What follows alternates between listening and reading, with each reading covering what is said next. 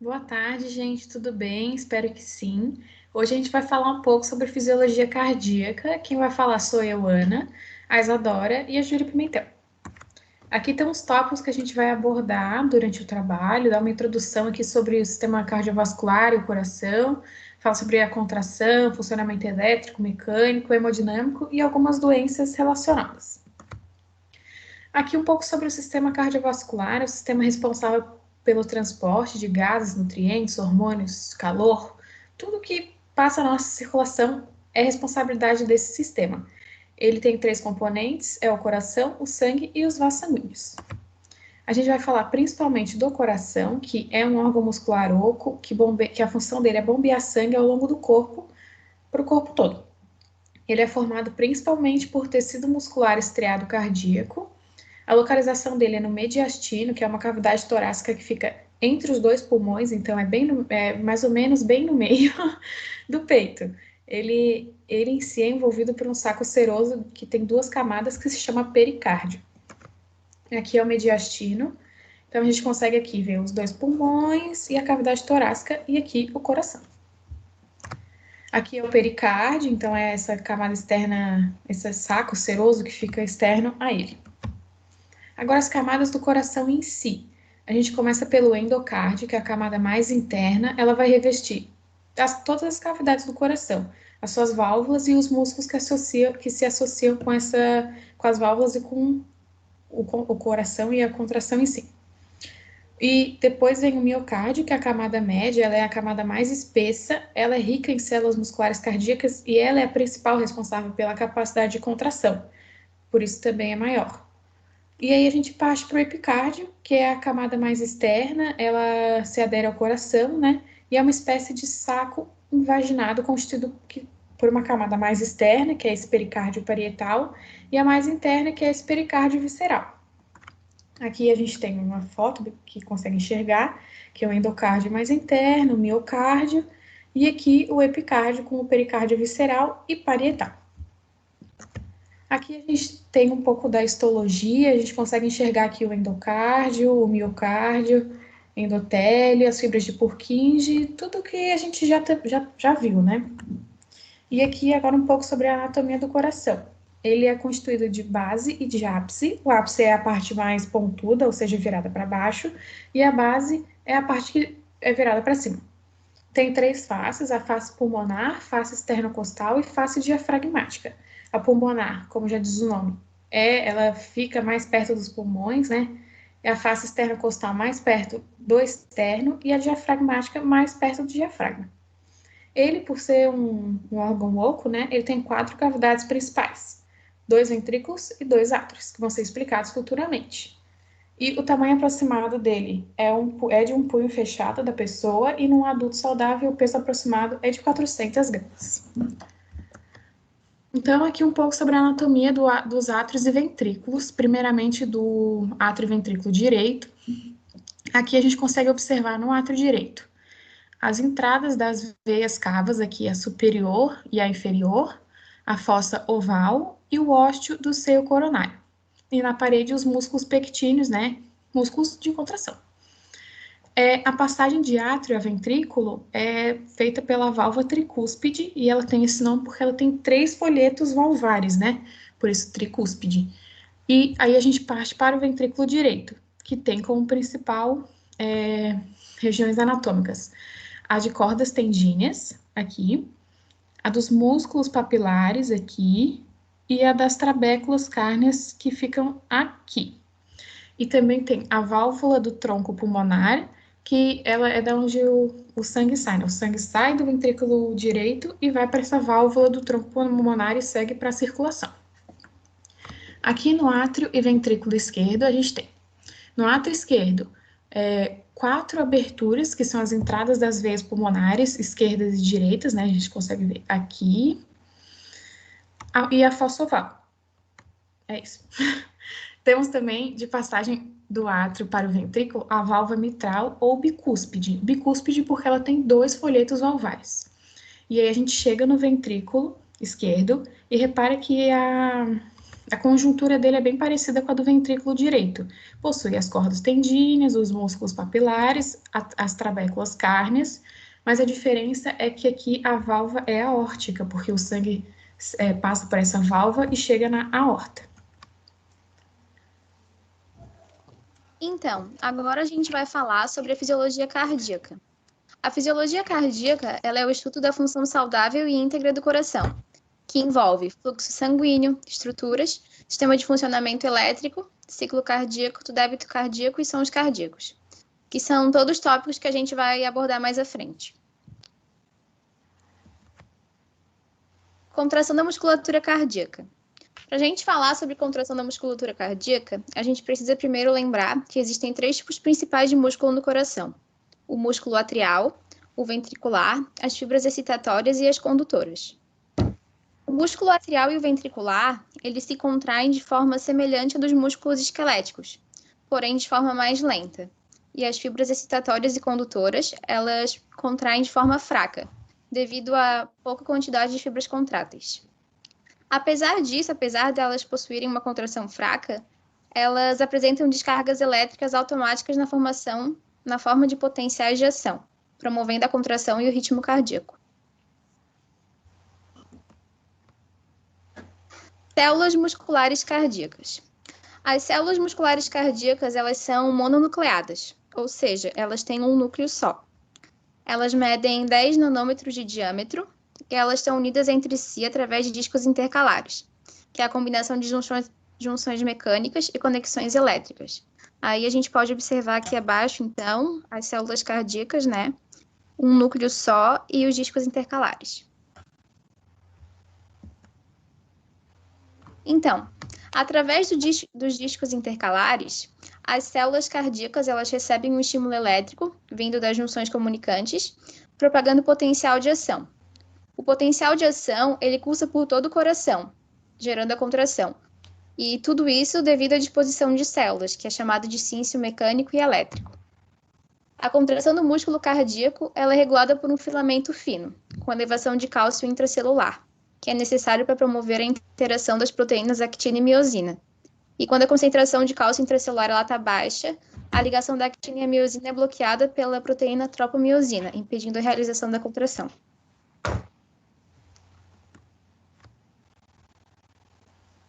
Aqui nessa imagem a gente pode observar que os discos intercalares eles recebem um estímulo elétrico de cima para baixo e que se propaga para as células contráteis, propagando o potencial de ação do coração, né, e gerando a contração. Aqui um pouco, então, sobre o funcionamento elétrico. Ele é composto principalmente pelo sistema extracondutor, que são as células especializadas em condução do impulso nervoso e formação da ação despolarizante. Esse músculo cardíaco ele vai possuir 2 tipos de potencial de ação: as de células de contração lenta, que estão nos nós sinusial e atrioventricular, e as células de contração rápida, que são as células do sistema de fibras de His-Purkinje. As sinapses dessa região, elas são elétricas, né? Então elas vão correr com contato entre os neurônios. Normalmente é um canal iônico. Aqui o sistema de condução do músculo cardíaco, né? A gente consegue enxergar os nós e as células presentes. Aqui temos o nó sinusial ou sinoatrial. Aqui o nó atrioventricular. Aqui o feixe atrioventricular, o feixe de His e aqui as fibras de Purkinje. Aqui a gente tem a ordem e uma explicação sobre esses nós e células, né? O nó sinusial, ele é o começo, né? O principal, ele é conhecido como marca-passo do coração, porque ele que define o ritmo desses batimentos. Então, ele tá bem aqui, ó, na parte superior do átrio direito, e ele é esse marca-passo porque as fibras dele são muito permeáveis a sódio. Então, quando ocorre qualquer tipo de equilíbrio, assim, um pouquinho mesmo, ela já desequilibra e forma uma ação despolarizante. Aí logo depois a gente vai ter o nó atrioventricular, que ele vai receber e repassar esse impulso nervoso que foi criado pelo nó sinusal. Então ele fica aqui, ó, próximo ao septo interatrial. Ele vai retardar a contração porque faltam junções comunicantes dentro desse feixe que faz a conexão dele com o nó sinusial, né? Então, logo depois, a gente vai ter o feixe de His, que vai também receber e repassar o impulso, só que nesse caso ele vai separar em ramos direito e esquerdo. Ele fica logo depois do nó atrioventricular. E, por fim, a gente vai ter o sistema de Purkinje, que ele é responsável pela garantia de que esse impulso chegue em todas as células cardíacas, então que a contração total do coração aconteça. Então, aqui a gente tem um videozinho mostrando como aqui nessa região onde a gente tem os nós, é realmente mais lento do que nessas aqui que a gente tem as fibras de His-Purkinje. Então, aqui eu vou explicar um pouco sobre como funciona esse potencial de ação das células lentas, né? Como eu já disse, ela ocorre no nó sinusial e no nó atrioventricular, e o processo começa assim. A negatividade do potencial de membrana deve chegar até menos 65 milivolts. Então, o potencial de membrana é quando está tudo tranquilo, tudo de boa, não tem nada, não tem despolarização nenhuma, até chegar em menos 65 milivolts. Quando chega nesse valor, os canais rápidos de sódio, eles vão se abrir totalmente porque houve um desequilíbrio. Então, aqui a gente consegue enxergar no gráfico como eles se abriram e começa a subir esse gráfico. Quando o sódio chegar no limiar dele, os canais vão se fechar e os canais lentos de sódio e cálcio vão se abrir. Lentos também porque são células de contração lenta, né? Então faz sentido. E aí começa a despolarização. E segue para células de contração rápida, que estão no sistema de fibras His-Purkinje. Elas vão receber essa despolarização pelo feixe atrioventricular, e aí, devido às junções comunicantes, esse impulso vai chegar e logo o limiar de disparo dele vai ser ativado, porque chegou, disparou, né, o famoso.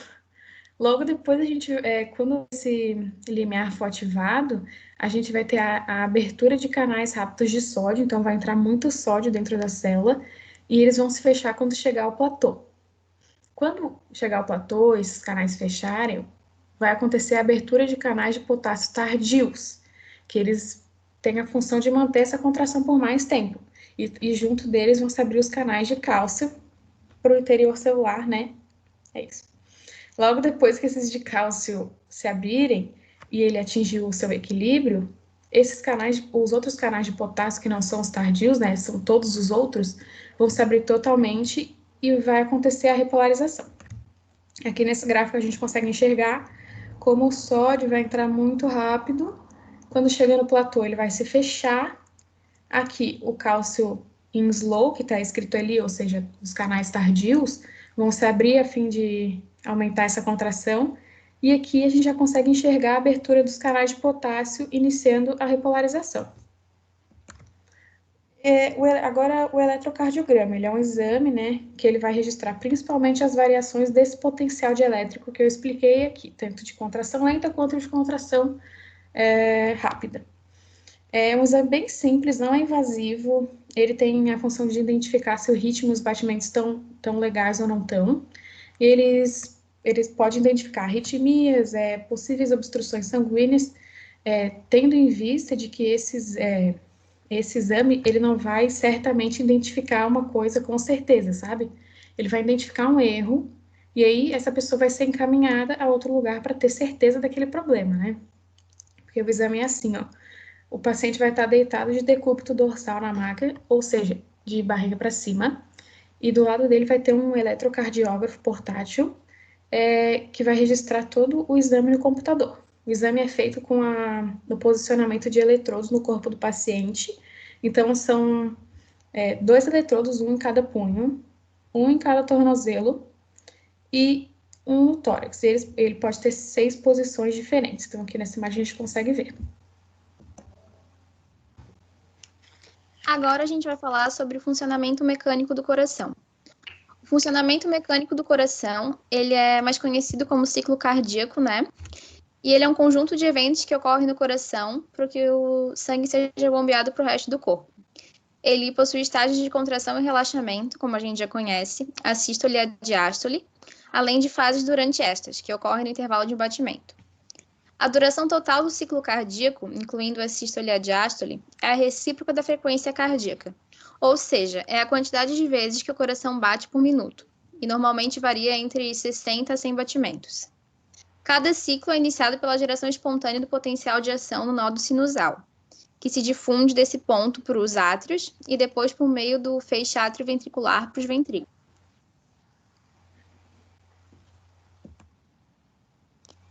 As fases do ciclo cardíaco. Então, o ciclo cardíaco possui 5 fases: a sístole atrial, a contração ventricular isovolumétrica, a ejeção ventricular, o relaxamento ventricular isovolumétrico e o enchimento ventricular. Aí agora eu vou falar separadamente de cada fase. A sístole atrial. Então, o ciclo cardíaco ele começa na sístole atrial, né? E é onde as válvulas atrioventriculares, que são a válvula mitral e tricúspide, elas se abrem e permitem que o sangue flua dos átrios para os ventrículos, enquanto que as válvulas semilunares, que são as válvulas aórtica e pulmonar, elas ficam fechadas para evitar a ejeção prematura do interior dos grandes vasos. Durante essa fase, os átrios eles se contraem com a abertura da válvula mitral e da tricúspide, e eles pressionam o sangue para as câmaras cardíacas inferiores. E como os ventrículos já possuem uma pequena quantidade de sangue que foi deixada do ciclo anterior, o sangue restante ele é adicionado no volume ventricular final. Aqui nas imagens abaixo, a gente pode ver as válvulas, né?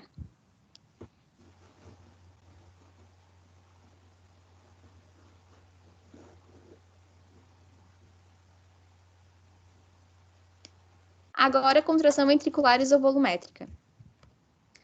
A contração ventricular isovolumétrica, ela é...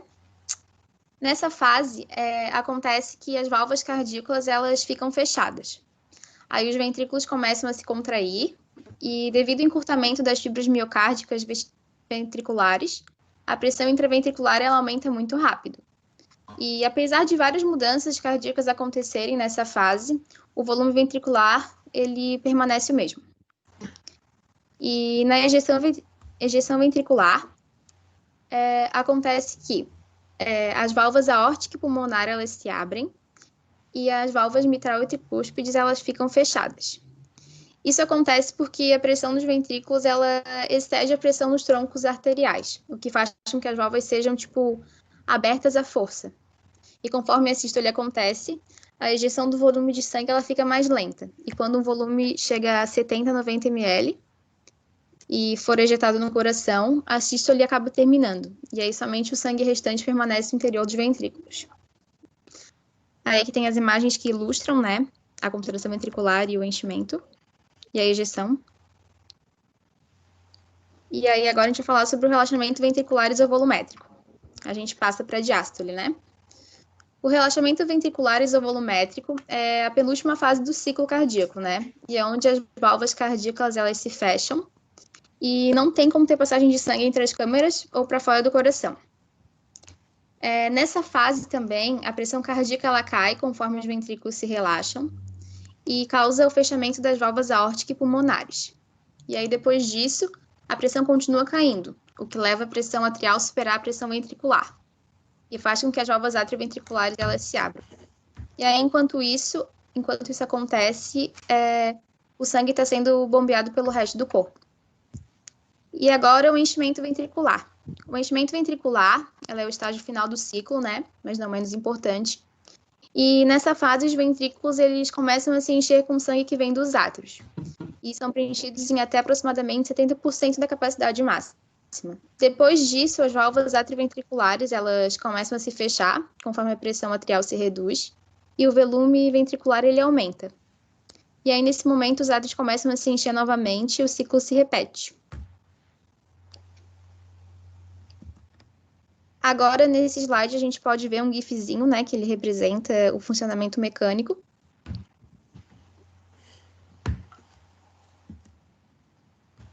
Sons cardíacos. Então, os sons cardíacos, eles podem ser ouvidos através da ausculta com o estetoscópio. E essa ausculta ela é feita em focos específicos do tórax, que a gente pode observar nessa imagem à direita. Os focos da ausculta, então, são o foco pulmonar, o aórtico, o foco tricúspide e o foco mitral. Nos sons, não é possível ouvir a abertura das válvulas cardíacas. O som que a gente ouve é devido ao fechamento das válvulas. Então, quando essas válvulas se fecham, os folhetos valvares e os líquidos que banham elas, eles vibram sob a influência da variação da pressão, e daí gera sons que se espalham em direções diferentes pelo tórax.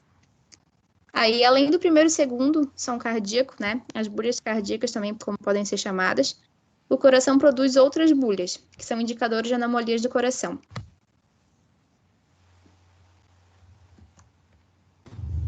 O primeiro som.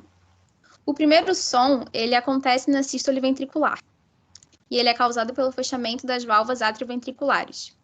Ele precede o pulso arterial, e como característica ele tem ser mais alto no ápice, ter o tom mais baixo e mais longo que o segundo som, além de ser o primeiro de duas batidas agrupadas. Agora a gente vai ouvir um pouquinho do som.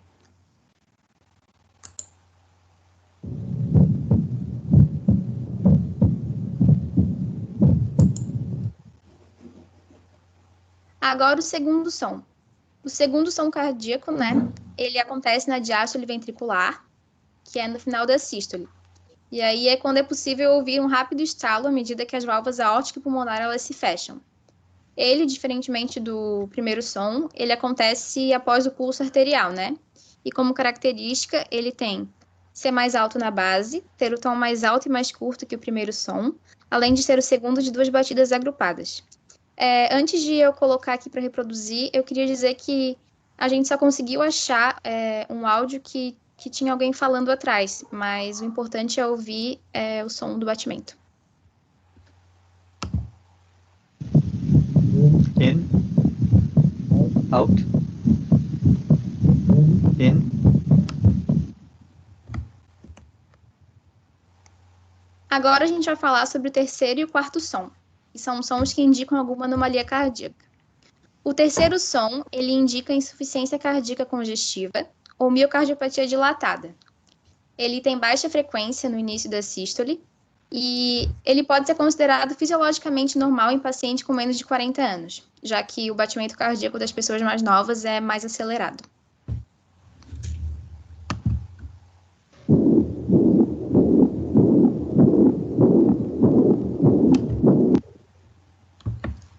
E o quarto som é o som que indica uma anomalia cardíaca, que é quando os ventrículos esquerdos estão endurecidos.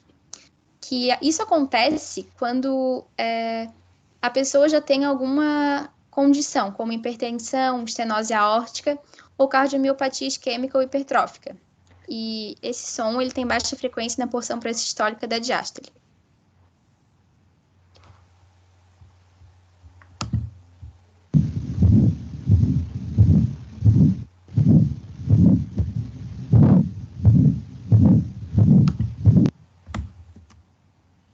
Funcionamento hemodinâmico. A hemodinâmica ela é um conjunto de componentes que vai fazer parte do bombeamento cardíaco, vai analisar e regular o fluxo sanguíneo, né, que é a circulação no caso.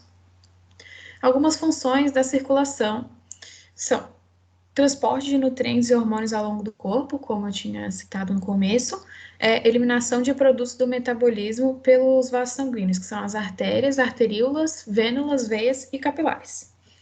A circulação tem alguns princípios básicos, alguns deles são: intensidade do fluxo sanguíneo, ela é quase sempre medida pela necessidade dos tecidos, ou seja, você está fazendo um treino de perna, por exemplo, está fazendo agachamento, e aí você, quando sai do treino, você vê que sua perna está um pouco mais inchada, o seu músculo, né, está um pouco quente, é porque durante o treino, lá necessitou de mais fluxo sanguíneo.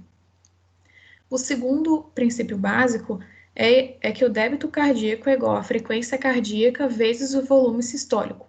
E o volume sistólico, como já foi explicado, ele é o volume de ejeção durante a contração, né, que é a sístole.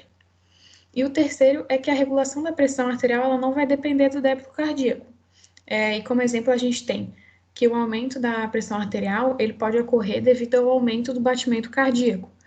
Porque, assim, quando aumenta o batimento cardíaco, vai ocorrer vasoconstrição venosa e vai ter mais sangue sendo direcionado pelas artérias para o coração. Aqui um resumo sobre a circulação do coração e suas entradas e saídas. A entrada do sangue venoso no átrio direito, ele vai chegar pela veia cava superior e veia cava inferior. E aí esse sangue venoso, a passagem dele do átrio direito para o ventrículo direito ocorre pela válvula tricúspide. E dentro desse ventrículo direito, ele vai ser ejetado pela válvula pulmonar, né, que vai seguir para o tronco pulmonar e vai fazer a circulação. Aí o sangue volta arterial e ele chega no átrio esquerdo pelas veias pulmonares direitas e esquerdas. A passagem desse sangue arterial do átrio para o ventrículo vai ocorrer pela válvula epicúspide ou mitral. E quando esse sangue arterial está no ventrículo esquerdo, ele vai ser expulsado desse ventrículo pela válvula aórtica, que vai levar para a aorta e também fazer a circulação. Aqui a gente consegue ver um pouco das circulações. A grande circulação, que é conhecida como a sistêmica, que é dessa que sai do ventrículo esquerdo pela válvula aórtica, segue pela aorta, passa pelo corpo todo. Aí aqui, mais ou menos ali no fígado, vai acontecer a circulação porta, na qual o sangue ele de arterial se transforma em venoso. E aí ele chega venoso nas veias cavas aqui no átrio direito. E a pequena, que é conhecida como pulmonar, ela vai sair desse ventrículo direito, pela válvula do tronco pulmonar, vai passar pelo tronco pulmonar, vai lá para o pulmão, e lá no pulmão o sangue venoso se transforma em sangue arterial e volta para o coração pelas artérias pulmonares aqui no átrio esquerdo. Aqui a gente vai conhecer algumas interrelações entre a pressão, fluxo e resistência, que são alguns princípios, né, da hemodinâmica. A pressão sanguínea ela é conhecida como a força sanguínea exercida nas áreas dos vasos sanguíneos, em sua entrada e saída, né? A resistência sanguínea é a força que o vaso tem de impedir a passagem de sangue, realizando vasoconstrição ou vasodilatação, e a condutância vai ser a medida do fluxo de sangue a partir do diâmetro do vaso, sendo muito flexível e alterado em qualquer alteração dessas artérias e veias, né? Ou alguma obstrução, ou como eu já tinha falado, alguma vasoconstrição ou vasodilatação. Aqui a gente tem a forma de determinação do fluxo sanguíneo dentro do vaso, que é igual à diferença de pressão sanguínea entre as duas extremidades do vaso, sua entrada e sua saída, como a gente consegue ver na imagem, dividida pela resistência vascular periférica. Esse fluxo ele pode ser laminar, que é sem interrupções, ou obstruído, que é com algum obstáculo. Então, agora a gente vai falar um pouquinho sobre as doenças relacionadas. O coração, ele é um órgão de grande complexidade fisiológica e anatômica, e ele possui diversas funcionalidades de extrema importância para o nosso organismo. Entretanto, como em todo sistema, o coração também é acometido por algumas doenças. As anomalias que a gente trouxe para esse trabalho é a insuficiência cardíaca, a miocardiopatia dilatada, a pericardite e as arritmias. Falando um pouco sobre a insuficiência cardíaca. Ela é determinada pela incapacidade do coração bombear sangue suficiente para o corpo, o que compromete algumas funções essenciais do organismo. Ela é considerada uma doença secundária, ou seja, doenças primárias, como, por exemplo, hipertensão, diabetes, anemia, distúrbios da glândula tireoide e HIV, são doenças que acometem o nosso organismo e deixam o coração fraco, que deixa totalmente propenso para uma insuficiência. Um fator de risco, e muitas vezes o que agrava muito a situação da doença, são os maus hábitos, uma má alimentação e sedentarismo principalmente. Ela pode ser dividida em sistólica e diastólica. Na sistólica ocorre quando o músculo cardíaco não consegue bombear o sangue para fora do coração de forma correta. Já na diastólica, ocorre quando há rigidez nos músculos cardíacos, causando uma dificuldade na irrigação sanguínea. Então, aqui a gente tem o coração normal, que tem as paredes de uma forma anatomicamente correta, no caso, paredes fortes, que conseguem fazer um bom bombeamento sanguíneo, e um coração com insuficiência, que tem as paredes do coração dilatadas, o que dificulta fazer esse bombeamento e dificulta também a irrigação para todos os órgãos do nosso corpo. O diagnóstico, ele é realizado por meio de uma avaliação clínica, através de análise de sintomas e alguns exames clínicos. Os sintomas mais comuns são náusea e vômito, perda de apetite, desmaios, ganho de peso, falta de ar, inchaço nos membros, principalmente periféricos, acúmulo de sangue corporal e nos pulmões, dificuldade na realização de exercícios físicos. O tratamento é individual, cada paciente requer uma análise porque são diversos fatores que podem propenciar o tratamento do paciente. E alguns desses fatores é a causa da doença, o porquê que ele está com essa insuficiência cardíaca, complicações clínicas, doenças relacionadas, por exemplo, se ele tem HIV e está com insuficiência, e o estágio que ele se encontra. Mas os principais tratamentos é a diminuição da ingestão de sal, atividades físicas controladas por um educador físico, ingestão de água e tratamento medicamentoso. Geralmente são usados remédios antihipertensivos, que é para o controle da pressão, diuréticos para a redução de líquidos e fármacos para estabilização e reversão da disfunção cardíaca. Em alguns casos mais extremos, é necessária a utilização de marca-passo. A miocardiopatia dilatada, ela é uma doença que causa um inchaço no coração, o que dificulta muito o funcionamento. É basicamente igual à insuficiência, só que ela tem outras causas, por assim dizer. Então, as causas principais delas são infecções virais ou bacterianas, o que enfraquece o músculo do miocárdio, condições genéticas e condições alcoólico-tóxicas, já associada a outras doenças cardíacas, como, por exemplo, doença arterial coronária, hipertensão arterial sistêmica, lesões orovalvares e doenças congênitas. Isso tudo resulta no mau funcionamento dos átrios e ventrículos, fazendo com que eles não consigam bombear o sangue para suas respectivas direções. A principal região afetada por essa doença é o ventrículo esquerdo. Ele fica hipertrofiado na tentativa de compensar a falta de força do músculo no momento de pulsar, por assim dizer. E há um predomínio de dilatação ventricular e disfunção sistólica, que é a falha na contração. Então, aqui a gente tem um coração bem parecido com a insuficiência cardíaca, com o coração que tem insuficiência cardíaca. No coração normal, a gente consegue ver que as paredes estão mais rígidas, por assim dizer, elas têm mais força para fazer o bombeamento sanguíneo. E no coração que tem a miocardiopatia, as paredes são mais dilatadas também, o que influencia muito no bombeamento para os órgãos.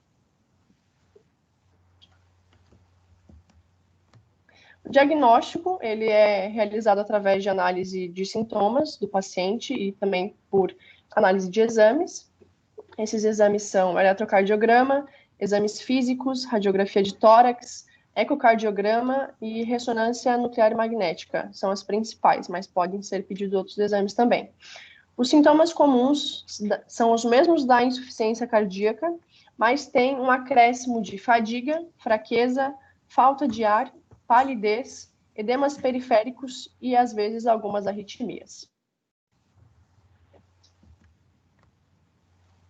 O tratamento também depende de cada paciente, em qual estágio que ele está, mas as medidas mais comuns abordadas são atividade física supervisionada por um educador físico, anulação do consumo de bebidas alcoólicas e de substâncias tóxicas, utilização de fármacos como diuréticos, vasodilatadores, beta-bloqueadores, adrenérgicos e marca-passo nas situações extremas.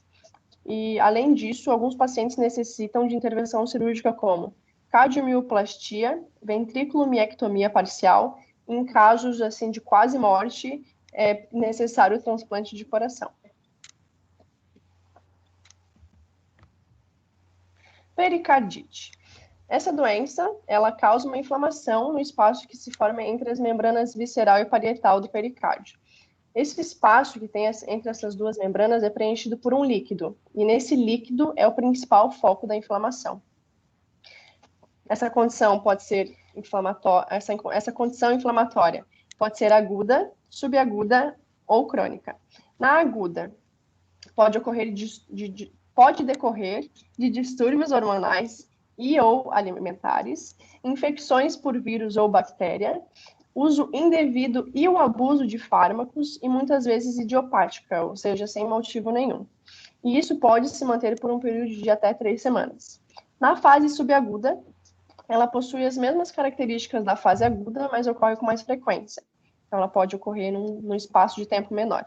E a crônica, ela é conhecida como derrame pericárdico crônico, por ser uma possível consequência da fase aguda não tratada. Só que daí, nesse líquido, além de estar inflamado com inflamação, também pode ter sangue entre essas duas paredes do pericárdio. O diagnóstico também é realizado a partir de análise dos sintomas e por meio de exames. Os principais exames é o ecocardiograma e raio-x do tórax. Os sintomas da fase aguda é dor por meio de pontadas fortes e repentinas no meio do peito, que é no local onde o coração está localizado. E isso pode piorar, ou seja, as dores podem piorar quando você tossir, engolir ou se abaixar. E os principais sintomas da fase crônica são os mesmos da aguda, justamente por ele ser um agravamento dela, mas com sintomas acrescentados de tosse seca, falta de ar, cansaço e inchaço nos membros superiores e inferiores, principalmente nas extremidades. O tratamento também é individual, cada paciente requer uma análise clínica e médica, mas normalmente é feita a utilização de alguns fármacos para tratar a origem principal, que pode ser viral, bacteriana, por diferenças hormonais, entre as outras que eu falei anteriormente. E muitas vezes é necessário o internamento do paciente para avaliação e para ficar em supervisão médica. Então, aqui nas imagens a gente tem um coração saudável. Dá para a gente notar que ele não está inflamado. No coração que tem a pericardite, essa região em vermelha, ela mostra que ele tem inflamação e dá para se notar muito brevemente que ele está mais inchado do que o coração normal. E na outra imagem, a gente tem naquele espaço que está em branco, que mostra que o pericárdio está normal. Ali está localizado o líquido que fica entre as duas paredes. Já na imagem subsequente, a gente vê que esse espaço está quase triplicado ou quadruplicado, justamente por ter um aumento de líquido por causa da inflamação. Arritmias. Elas consistem na alteração do ritmo cardíaco, podendo ser uma taquicardia, que é o aceleramento dos batimentos, ou uma bradicardia, que é o desaceleramento. Elas podem se originar nos átrios, nos nós sinusais, nos nós atrioventriculares e nos ventrículos. Como exemplo, em níveis de arritmia supraventricular, temos a taquicardia sinusal, a taquicardia atrial, o flúter atrial e a fibrilação atrial, que é a maior causa de internação entre as arritmias. Não é a mais comum, mas é a que leva os pacientes para a internação. Bom, aqui a gente tem um GIF que mostra um coração normal, com os batimentos normais, um com bradicardia, ou seja, ele está com os batimentos desacelerados, e um com taquicardia, com os batimentos acelerados. O diagnóstico ele é realizado através de análises sintomáticas, testes físicos e exames clínicos. Os principais exames é o eletrocardiograma, que a Ana explicou anteriormente, o teste de Holter, que também é utilizado eletrodos para ver como é que está o funcionamento do coração, e o cateterismo, que é feito uma incisão ali na artéria femoral, insere o catéter e leva até o coração para ver como é que está o seu funcionamento. As principais causas é estresse emocional, doenças secundárias como cardiopatias, alterações hormonais, ansiedade, infecções e insuficiência cardíaca. Os principais sintomas são sensação de palpitação, tonturas e desmaios, falta de ar, formação de coágulo sanguíneo, que é o flúter atrial, mal-estar e alguns casos são assintomáticos. O tratamento também é individual, mas normalmente é recomendado principalmente mudanças no estilo de vida, como prática de exercícios físicos e uma adequação na alimentação, mas também pode haver necessidade de utilização de medicamentos que controlem os batimentos, também a utilização de marca-passos, tanto para acelerar os batimentos cardíacos, que é nos casos de bradicardia, quanto os marca-passos com desfibriladores automáticos, em casos de taquicardia ventricular grave. A melhor forma de prevenção dessa doença é manter uma vida equilibrada emocionalmente e fisicamente. praticando exercícios físicos, tendo uma boa alimentação e cuidando principalmente da saúde mental, além de manter uma rotina de check-up sanguíneo, corporal e cardíaco atualizado anualmente. Agradecemos pela atenção de vocês, estamos abertas a perguntas. Não esqueçam de tomar água, fazer exercício, mantenha a saúde. Galera, fiquem seguros em casa. Aqui estão as participantes do trabalho. Não sei porque que eu botei essa foto, se eu só faço maquiagem e fico assim, né? Mas vocês vão saber que sou eu e as minhas amigas lindas, maravilhosas. E aqui nós temos as referências do nosso trabalho. Muito obrigada, gente. Obrigada. Obrigada.